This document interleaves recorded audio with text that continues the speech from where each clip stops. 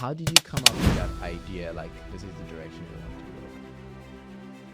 go? You know, it's interesting because I think as I got out and traveled and met different people in different states from different cultures, they loved connecting with me, just with Jeff. You said they want to connect with you. Have you ever sat down to think why? You know, I think a lot of it has come from my social media and the messages I put out there, the stuff I talk about. In doing that, what have you realized between like you yourself and then people that you've gone out to like speak with who are kind of struggling to also find themselves? The biggest thing I think I've learned is that One question that I want to ask you is, like, you travel a lot, you're always talking to people about who you are. How do you manage the burnout that comes from it? I, for a long time, would work until I crashed. Okay. And it's just something was in my nature. Along your journey, when have you faced rejection and how did you deal with that? I faced rejections from other people and rejection. Welcome to the Success Mindset Podcast. Today we are here with an amazing guest, and I'm here with Elijah and Kenneth. And our guest today is Jeffrey Man. I go by D-Tech. You go by, yeah, we'll get that. I'll get that eventually, the tech. So on this podcast, we invite people and they come and share their stories, some tips and principles and experiences that have helped them to become successful. So we'll let our guest here introduce himself. Jeff, why don't you introduce yourself? Wait, before Jeff introduces himself, please, if you've not subscribed, go and subscribe right now. That's very important. Right now. Yeah. If you want to get to know who Jeff is, subscribe. If you don't subscribe, Jeff, you are not speaking. We're ending this podcast. Just kidding. But subscription helps us a lot. It helps us put our message across. And so share, subscribe, and continue enjoying the podcast. Thank you. Well, thank you guys for having me. I'll introduce myself. I'm Jeff Mann. I live in American Fork, Utah. I work in public relations, marketing, and social media. I get to travel every week and network and connect with people and just build authentic, genuine relationships with people. Help people to share their story, to create their brand. And so I get to do what I love. I get to see the world, and I get to work remote, so it's awesome. Nice. Thank you for coming, and thank you for joining us today. So Jeff has actually built a career based on authenticity, and that's what we're going to talk about today. How did you come up with that idea? Like, this is the direction you want to go? You know, it's interesting because I think living in Utah is interesting, especially when you're black, especially when you're LDS. It's a whole different world. And so I think a lot of us, we end up living with the mask on. We end up being someone we think society wants us to be. And as I got out and traveled and met different people in different states from different cultures, they loved connecting with me, just with Jeff. And so it's been a process. It's not something that's easy, I would say, but it's something when you lean into, people connect with. People see, hey, I can relate to this person, and then they want to be around you more. Good.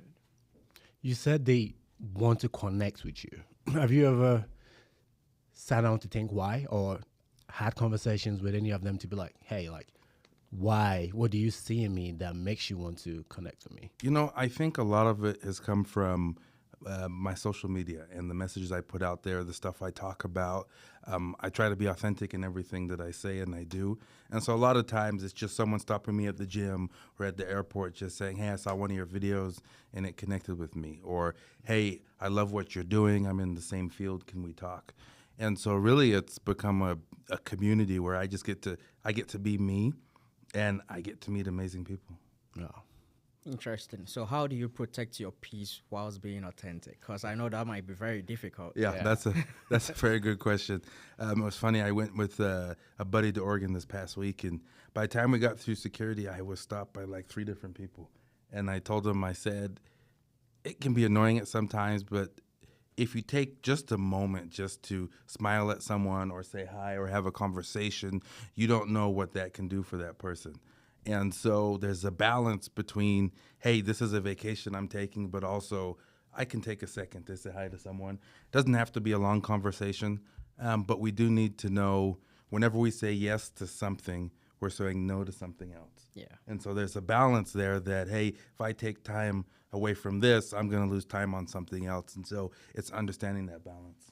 That's interesting. I like that. That just showed me the authenticity you just spoke about. Because people see you on social media and they're like, is this guy for real? Yeah. But when they meet you in person, you take the time to show them, hey, yes, I'm Yeah. for real. This is who I am, right? Yeah. I love that. Thank you. Yeah, so that's very interesting, though. I mean, I live with, so just a full disclosure, I live with Jeff for some time. I think it was about a year. Yeah. And I saw him personally, like on a personal level, like how he portrays himself and how he connects with people. Like the first time I met him, he just wanted to just help and just show me around, like where we live. And that made a connection. Like it was very easy. Oh, also he served his mission in Ghana, and so it was very easier for us to connect. But the most important thing that he wanted to do was to just eat fufu and but I mean that was just by the way. But you, like from the story that you shared just with your buddy, the question that I want to ask is, like, is there something that happened in your life that made you switch or like develop that kind of personality or mindset? I think the past year and a half, I made it a purpose to work on myself, to really analyze and view where I want to be, where I want to go, where I want to end up. And so in that process, I think that's what's led to wanting to be more authentic, is the more that I found myself, the more I can show myself to the world. And so it's learning to be comfortable being uncomfortable. And as I've been able to do that, I can just live my life. Okay. I think, time now where a lot of people want to fit in. They want to be like the person that, or their friends, people that they see around them, right? Where they, in exchange for that, then they have to do away with who they really are. Yeah. And then try to be someone else. And we realize most times when people try to do that, they kind of trade their happiness to kind of have that status quo. Yeah. And in the end, they realize they don't fit in. And then they start stressing, because you're trying to get something that it's not for you. Yeah. Right? And looking at you, I'm like, I've also known you, for a couple of years. And like, whenever I see you, it's like, you are who you are. It's like, you never change. The values that you hold on to is what like you stick with. You're like friendly, when you meet people, nearly you're like asking them, hey, where are you from? Like, what do you do? And you also openly tell them who you are. Yeah. And then like welcome them in, right? And so in doing that, what have you realized between like you yourself and then people that you've gone out to like speak with who are kind of struggling to also find themselves? I think the biggest thing I think I've learned is that everybody has a story. We are more alike than we are different. And I think when we understand everyone's battling something, everyone has a journey that they find themselves on. And when we understand that, we realize that we're all humans. And that pulls back, because then that removes the fancy cars and houses and the money, and it puts us on the same playing field. And so in traveling, I think people are they either don't know how to take on the journey they're on, or they're afraid to open up to someone, to ask for help, because they feel like, especially as a man in our society, it feels weak to show emotion or to ask for help, and you want to be the strong person and figure it out, when sometimes if you would just ask a buddy, he may have the solution. Yeah. And it could have saved you months of pain and agony if you just would humble yourself and just be like, hey, look, I need some help. And I think on the balancing side of that is finding people. We have friends that will reach out to us when we're struggling, when we're hurting, but we need people in our lives that when we accomplish something, they can celebrate a win. And it's not about us bragging. We're not trying to show off, but they truly want to celebrate that win with us. Yeah. Yeah, good. You see, I've been listening to you, and recently, I think at my workplace, I was part of the people that were selected to share what we do to close our tickets, on time and keep being ourselves. So, but I noticed something even from where I work and from my interaction with people in general. We live in a world where we gain or get reward for being perfect or whatever. Yeah. But how does that, like, as a leader, I see you as a leader. How can one embrace vulnerability whilst, helping people and not seeing it as we are in a competition and I have to, do my own thing and not ask for help? I think I would use the example, working in public relations. I work on helping people get on stages to speak at events, coordinating events. And I always go to the example of if I ran an event and someone down the road is running an event the same time, the same day, we're worried that we have to compete against each other. Yeah. In reality, the thousands of people that we have in the world, you can have both events packed with people and share the same value. And then rather than trying to compete with each other, we actually can be working together. Yeah. Because this event may not be a fit for this person, but the one down the road is a perfect fit. Yeah. So rather than me trying to be greedy and, hey, I need to sell all these tickets, it's like, hey, no, that spot's better for you. Go and learn and take what you need. And I think it's that idea of working together rather than competing in every single thing that we find ourselves doing. Sweet. Yeah, I think that's a very good point when it comes to being successful. Like whatever you're doing, like either in business, in sports, like staying healthy, like just having that community of people who have shared the same values and who don't see you as a competition, but then as a coworker or as a buddy who can work things out with you is very, very important. Yeah. Like one question that I want to ask you is like, you travel a lot. You're always talking to people about who you are. Like, how do you manage the burnout that comes from it? I, for a long time, would work until I crashed. Okay. And it's just something was in my nature. I spent a few years where I was sleeping maybe an hour, 2 hours a night, and just constantly on the go and That's not moving. good. And everyone told me that, but I would lay there and my mind would just be wandering and going and on to the next thing. And I found myself having to slow down, and even my parents would tell me, "Hey, you need to take a break. You're starting to get irritable." They know me when I'm about to burn out.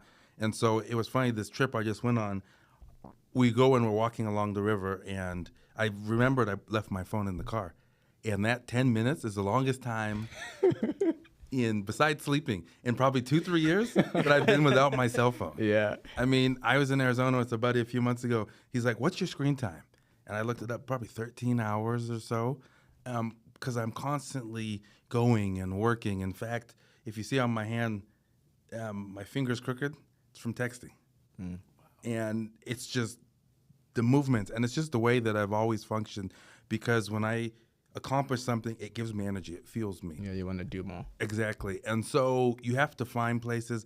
I call it your third space. So you have your space at home, you have your space at work. And so the third space is, where's that place where you can just go have fun, you can think, you can let loose. And for me, it's either the gym or it's playing basketball. And when you have that third space, it gives you a spot where you can actually recharge. You're not focusing on the other two things. At home, you can be relaxing, but your bills, you have so many things that can pop up at home. And so what is that third space for you? Yeah, and people are just disturbing right now. Welcome to my world. It's called airplane mode. Yeah.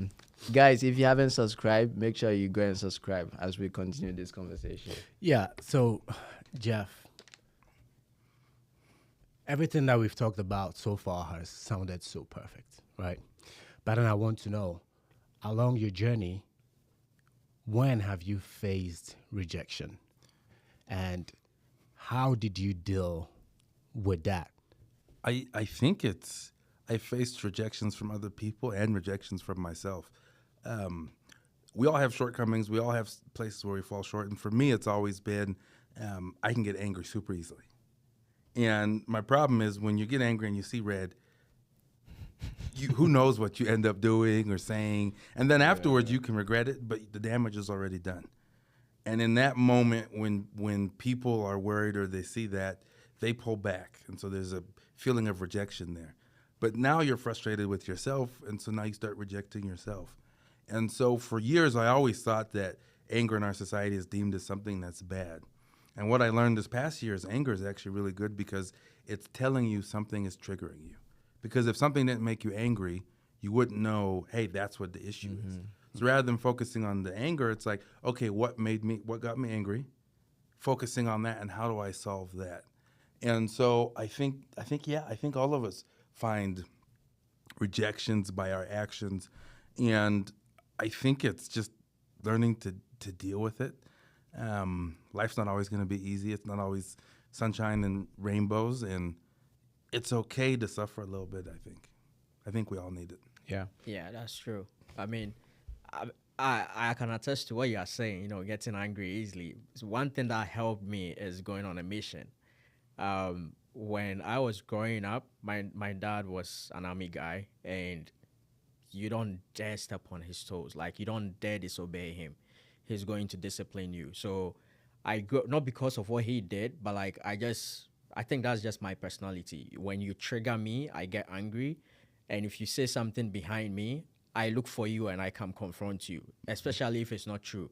But when you are growing, you get to a certain stage and you're like, all those things are just childish. Just let it go. This guy is like, grown, I know, I know, like I know those people who talk about me, but I just don't care because you don't feed me at the end of the day.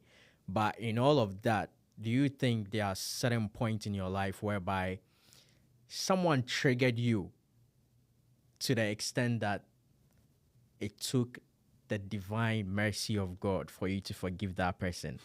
And this makes me ask you, how has faith played a big role in your life, like to come this far? I think a lot of people have triggered me to that point, and I'm like, you are so lucky. I told my buddy the other day, because usually there's certain things that annoy me or get me angry, and I told him either I'm getting old or I'm becoming too nice, because I didn't want to hit a soul. Usually I'll hit someone in a heartbeat. But no, I think that's an interesting question, because I think it's helped me to truly understand that it is okay to, as I'm making progress in life, take a few steps back. It's okay to understand that I may fall short some days, but the next day I can wake up and reset and restart and keep going. It's allowed me to understand why people come into our lives and come out of our lives at certain times. I think it's also helped me in my career, going from job to job and been able to be really, really lucky in falling into the career that I am, because it's a path that I'm truly able to take my strengths, the things I love to do, Yeah. and use it to make money. And so I think it's just believing. We don't know what's around the corner, but just That's believing if I put everything into this day, I can be happy if this is the last day that I have on this earth. I'm at a point in my life where a year and a half ago I went up to Salt Lake and bought my grave plots, and I have my funerals ready to go. I have my letters written, and I'm like, if I were to go Today. tomorrow or today, right after this podcast, I knew I was able to have a great conversation, but I also know that I've lived my life the way that I want to, and I think the way that is God has designed. And I'm still finding stuff out about myself. No regrets. Every day. And, that was truly what I learned this past week, is when you can disconnect from technology and you just see this beautiful earth that God has created, it really makes you think on, sometimes we focus on the stupidest things. Yeah. When truly there's bigger things that we should be looking at and focusing on. Yeah, so like what I'm trying to get from the answer that you are answering the text question is you can take a step back and actually analyze the situation instead of just bursting. Right? Exactly. And I think that's a very important thing to do. Something that has helped me personally in dealing with anger Many people don't know this until I tell them. Like I had anger issues too. I We tell know, we know, we know. We can see it. You ain't hiding nobody. You ain't fooling. Hey, subscribe to the channel because my man over here telling some lies. Go ahead. Go ahead So with that. I tell my wife, and she was like, "Really? That's like you used to have anger." And I'm like, "Yeah." I mean, like, but then I learned to like control my anger, right? Like if someone triggers me, I just drink water or I just go and sleep.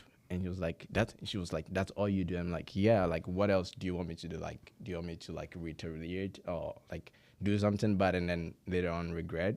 But like managing and controlling your emotions is very, very important, as especially if you want to be vulnerable and authentic with people.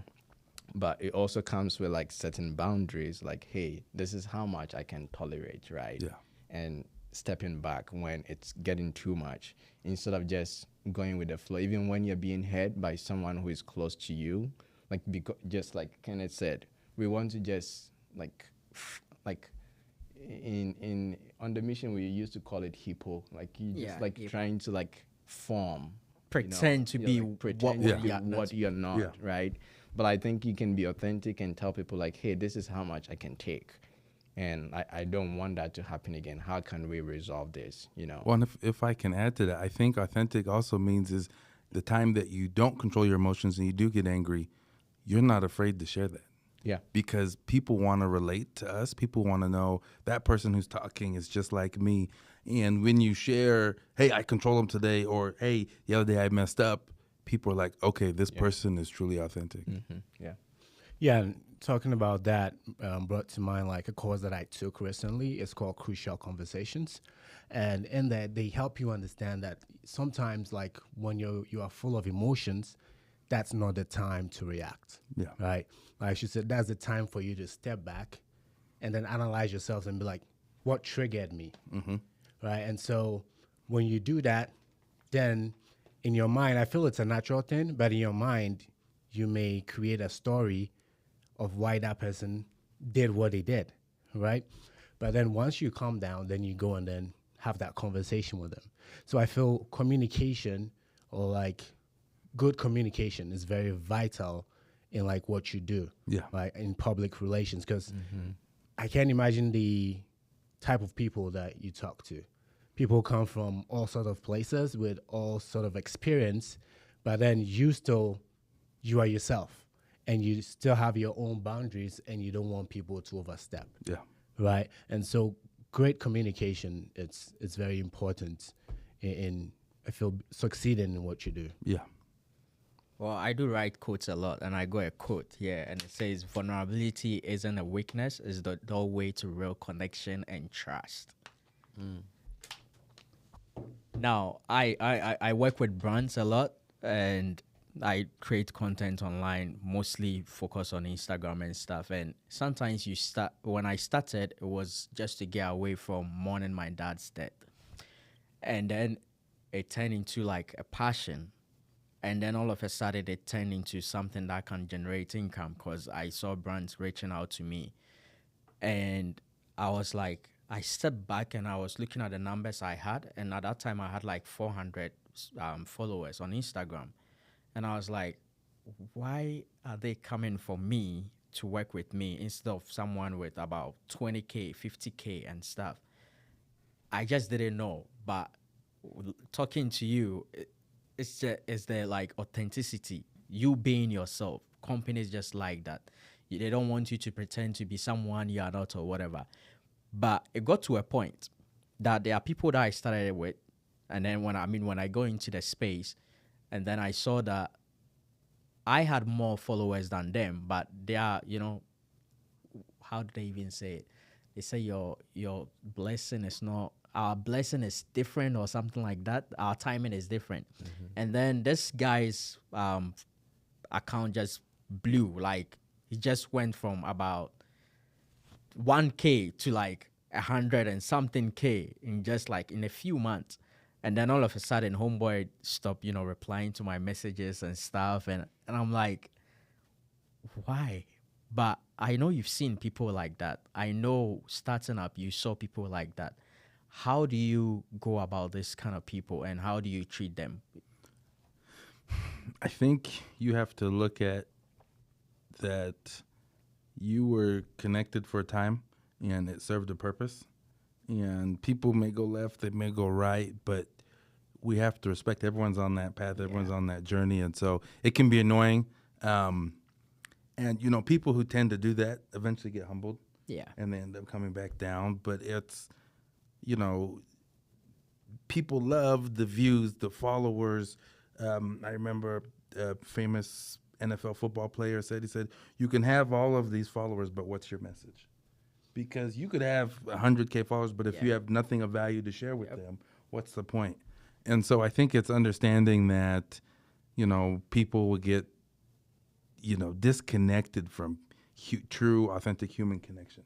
They see all the followers, they start just driving content, but do they actually pour value into the people that are following them? Yeah. Guys, this is making me think if you should even subscribe to our channel. Why? Are we giving you something that's very valuable to you or not? You know, that's exactly what Jeff is saying. Like, it's not about the subscriptions, but it's about sharing the message that we are sharing with you if it's of value to you. And I think that's a very important message. So, like, in being yourself, we live in a society where social media drives a lot of economy right now. Not even social, just the internet. It drives a lot of our economy. Like, you can just be sitting there and be making money, right? Mm-hmm.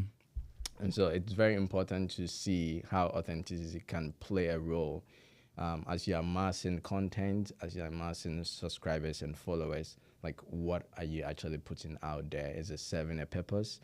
Is it actually providing value to people? And I think that's what I got from what you said. Yeah. I feel we can succeed at being authentic, right?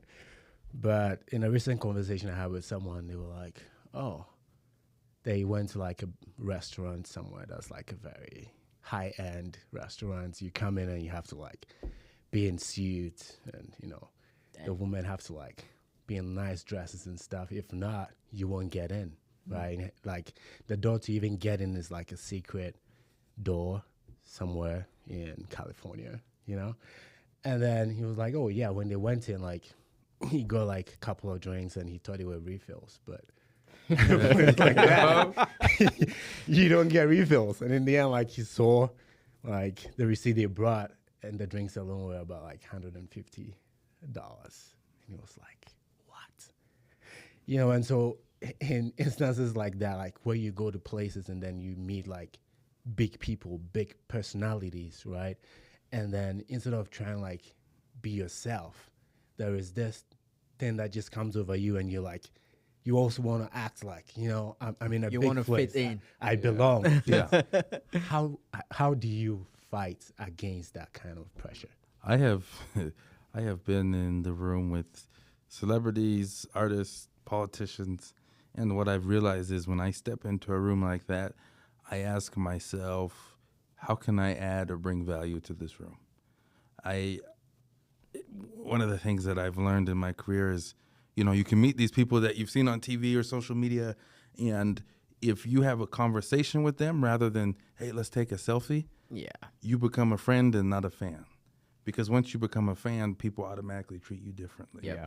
And so it's just having conversations, not being starstruck, and just understanding, hey, I'm in this room for a reason. I need to hold my own. And everyone has, you know, different things that make you stick out and make you different that you can use to your advantage. Here in Utah, I work in a field there's not a lot of black people. And so I know when I walk into a room or enter a room, people are going to remember me. I have the conversations. I'll wear the nice button-up shirt, let the biceps stick out a little bit, make sure they remember me, you know, when you shake the hand. Let's zoom in. They can see they can see the arm. And so it's just little tips like that that you do, and then people remember you, and then you stick out rather than trying to create a big show and try and flex and do the different things that we do. And when you do that, I think you really will find people wanting to connect with you. I probably landed my largest business deal ever because I met someone's friend at a party, talked to him briefly, and then his buddy called, you know, a few months later and said, hey, I heard you're a good person. I want to hire you. $1 million deal, and it was done. And it was simply because I showed up, I entered a room, I gave value, I had conversations. And, in my mind that night, you're not thinking this will lead to business and stuff. But if you just, live each day to the fullest, you never know what's going to happen. That's true. And what you just said, being a friend rather than being a fan, is one of the top trick when it comes to networking. But most people don't know that. Yeah. People see other they just wanna just take a selfie. Like if let's say Messi should come here, I think a lot of us would like to take selfie. No, I actually want to play four corners with him. To just dribble him. No, I mean, taking a selfie, like taking the moment in is important, but taking a selfie for memories is also good. But that's not the point, right? Like, I think we always need to find a way and a reason why we are meeting with people or are going somewhere, right? Yeah. And that brings in a very good way to transition into networking. I know you mentor people. I know this is your job. You meet with people and talk to them. Like, what are some of the principles that you use when it comes to networking with people? I think number one is understand who are the people you're about to network with. If you're going to an event, if you're going somewhere, do some homework, do some research on who's going to be in that room. And I used to have an opportunity where, 3-4 years ago, I was working with a client that had a private jet, and we were flying for him to speak in an event. And I was, okay, these are people running the event. And then I was like, they have a daughter that's in college down the road. And so got in contact with the daughter, had her fly with us, took her to the event. It was a chance to, didn't do anything business-wise outside of surprise them and create a memory for them. But it's understanding how can I show up for the people in that room I'm going to be networking. I think the other thing is talk to everybody. We'll get to a party or a networking thing and you start picking out, I want to connect with this person or this person. And if I can share just a quick story, I was with a kid that I was doing an internship with. We were in LA and we were at this creator's house and there were some other people sitting there and he was meeting different people and he's like, Jeff, connect with this dude. And one of the guys, he was like, what's your name? Told him his name. What do you do?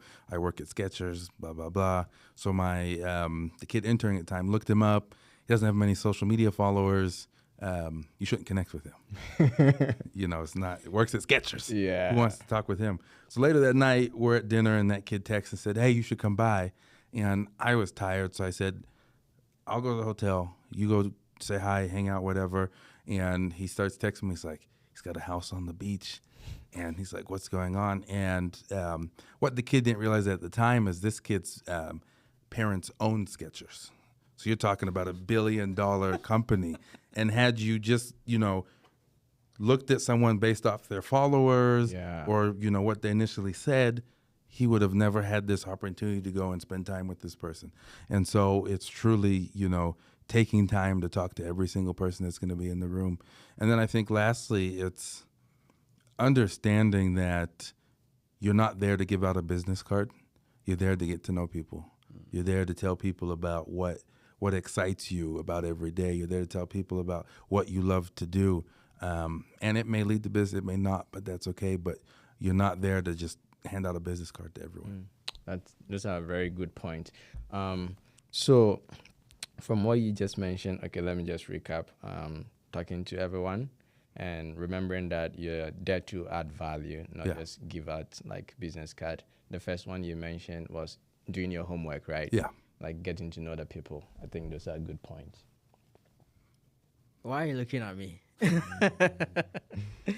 But I don't know, like with networking, people, just like you mentioned, followers and stuff, sometimes the people we underestimate are the people that we really need to talk to. Like, there are some people, and let me cite an example using this guy who recently started running to become a president in Ghana, Freedom Jacob Caesar. And this guy, when I even got to see his Instagram profile, he didn't even have up to 1,000 followers. So people were like, what is he coming to do? He's just, what is he coming? He doesn't fit in.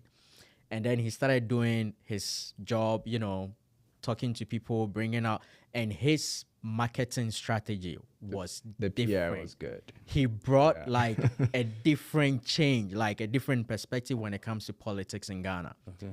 And now when you go to his social media, like it's blowing up. But you see, at first we tend to like judge people according to their appearance without getting to know them, like talking to them. So that's really important. Sometimes I see when I was in BYU, Idaho, when there is a career fair, people will look for brand, like companies, the big brands, Big brands, yeah. and then go talk to them.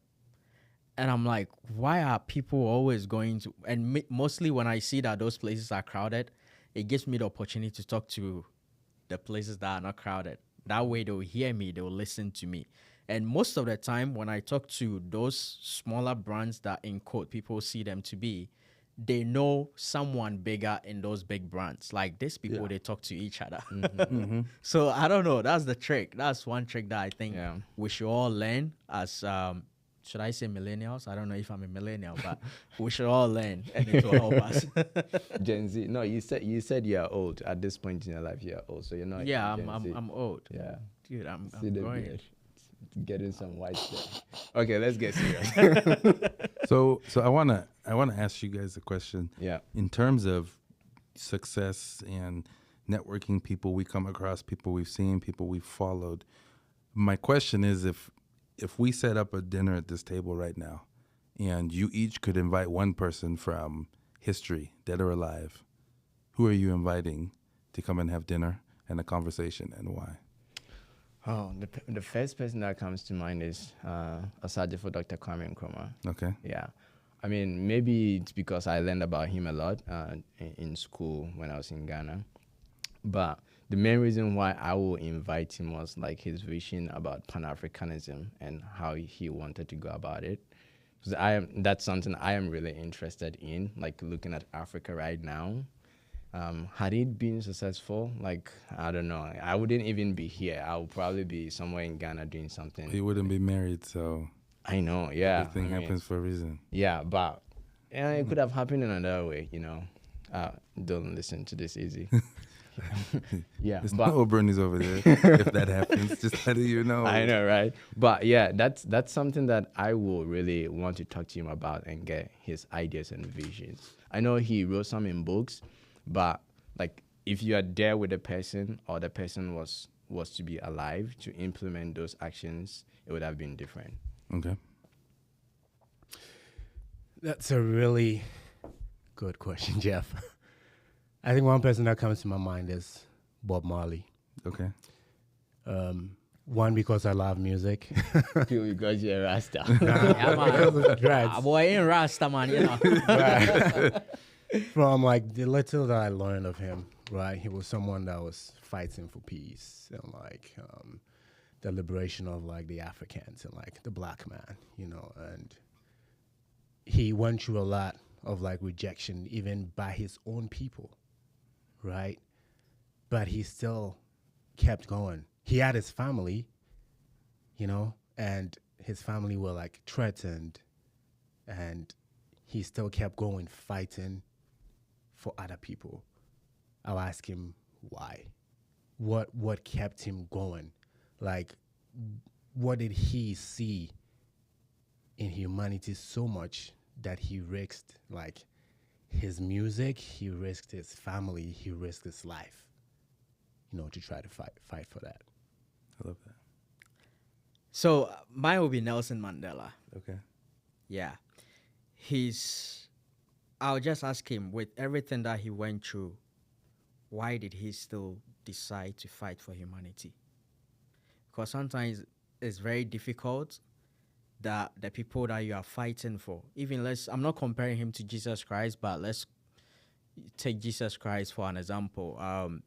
For everything that we did to him, he still said with his last breath that his Father should forgive us. See, sometimes it's very difficult. We as humans, sometimes it's very difficult for us to even forgive people if they stab us. Like there are certain things that will get to you, get to your heart. and it's very difficult to forgive.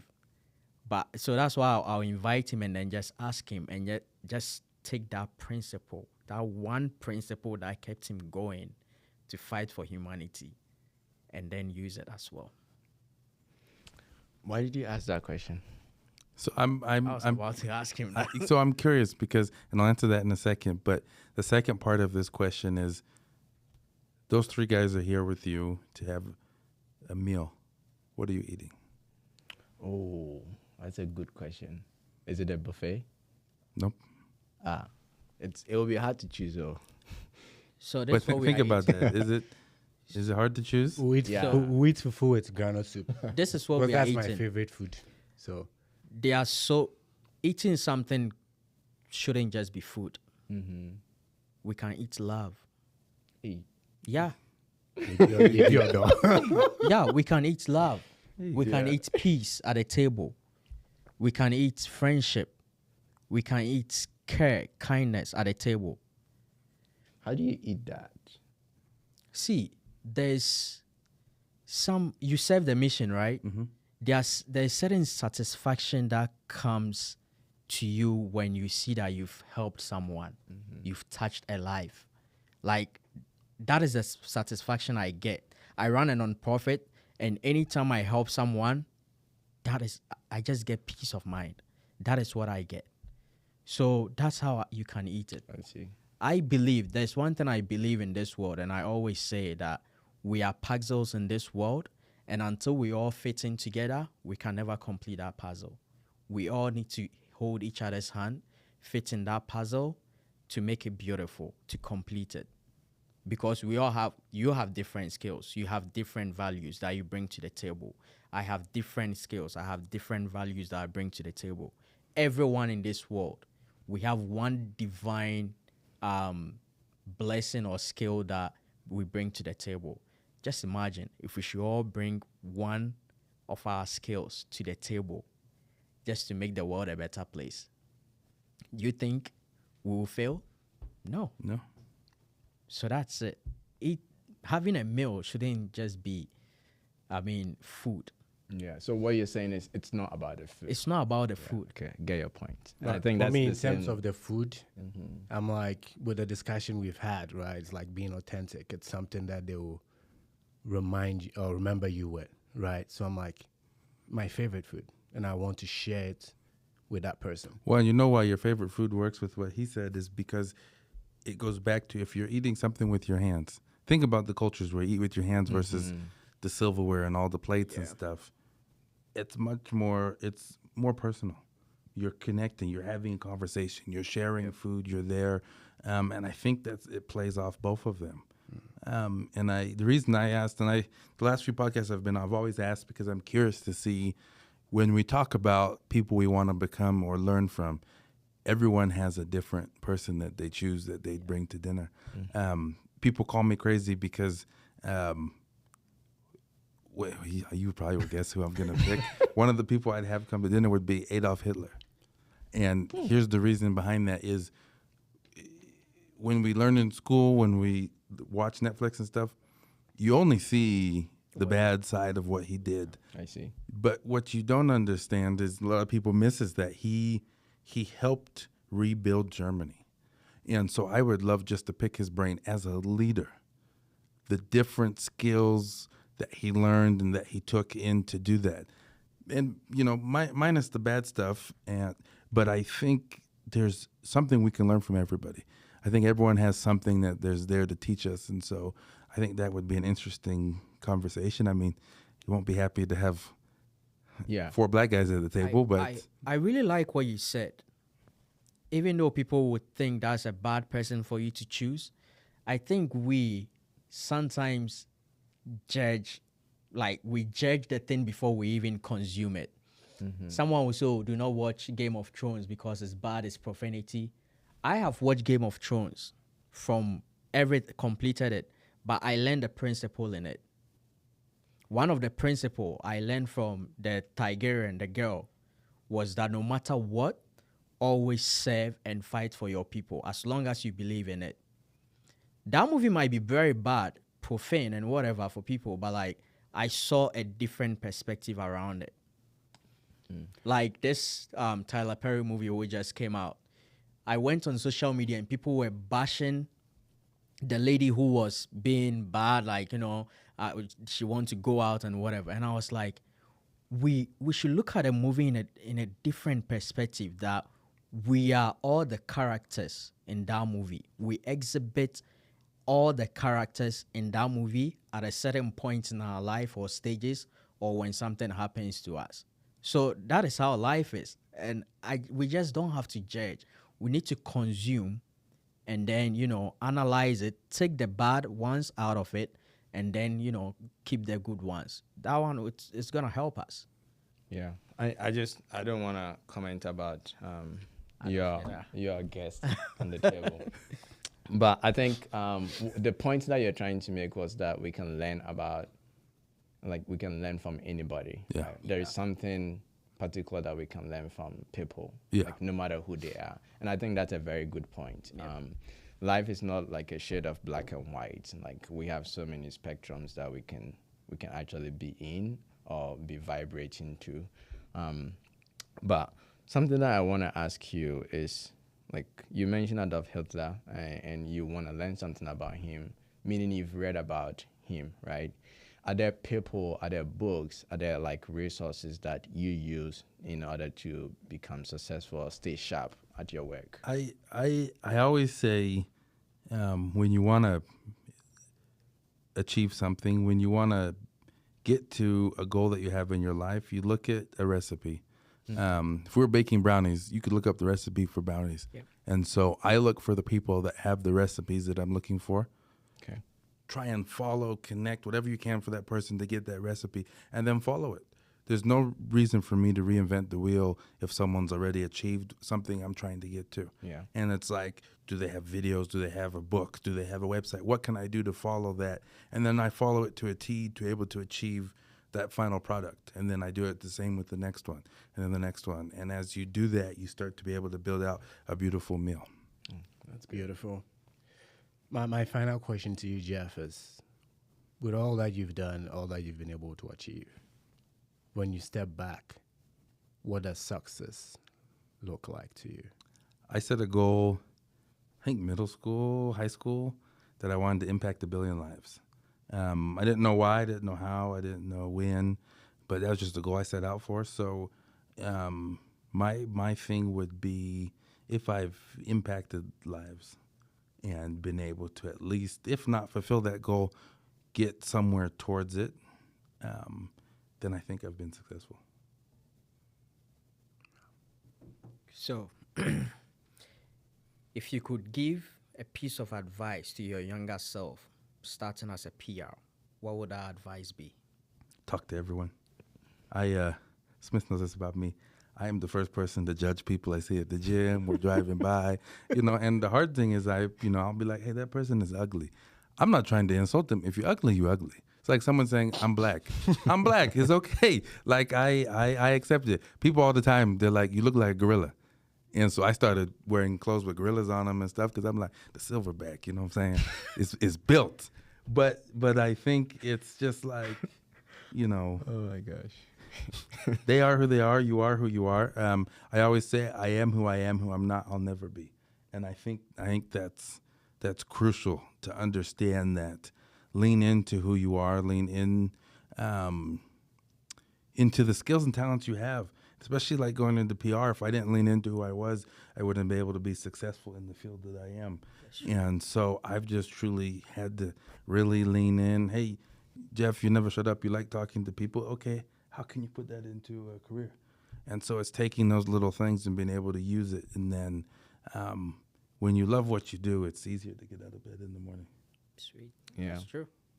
Yeah, from all the conversation that we've had today, something that is standing out to me is like truly identifying who you are and like using that to your advantage, whether you want to help people, whether it's a career or like in your relationship with people, like just because if you don't know yourself, how can you be yourself? Yeah. Right. Like, so you need to identify who you are, and that takes a lot of work and some time and patience with yourself as well. Like, because we are discovering ourselves each day. Like every experience that we go through, we might discover something we didn't even know we're capable of doing. Yeah. You know. And one question that I want to ask you before we go is, like, you used to be a high school coach, football coach. How did you like transition from that into PR? Like, and there's a reason why I'm asking this question. You know, it's interesting that you say that because it's coaching became such a big part of my life. I was able to work with kids from the 7th grade up to the senior year. A lot of those kids are in college. They're grown up now. In fact, 2 days ago, I had a cousin marry a kid that I had coached for years. But it's allowed me to, learn patience, which helps with clients. It's allowed me to learn how to have conversations with different people. But also I think mainly it's taught me everything takes time and takes effort. If you don't put effort into it, it's hard to achieve something. And so, coaching has been and still is a big part of my life. Good. And the reason why I ask you this is sometimes we feel like when we land a job or like we are at a certain place, that's it, right? Yeah. We can't evolve ourselves and use that as a pedal to move on to the next level. And that's the main reason why I asked this question. Using that experience and everything that you learn being a high school coach into like becoming a PR based on connections, I think that's a really good thing to do. So let me share one thing is you never know a job that you're in, what it will do to the next job you apply.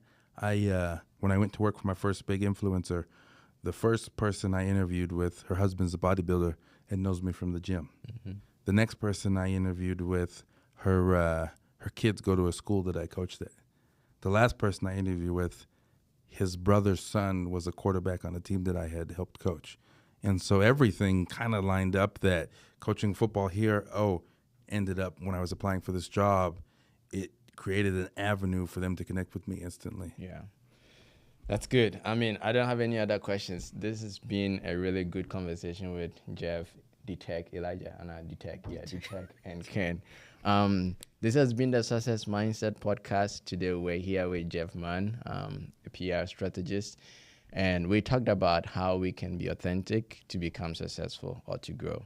And please don't forget to subscribe and share this message with people who can benefit. Until then, we'll meet again.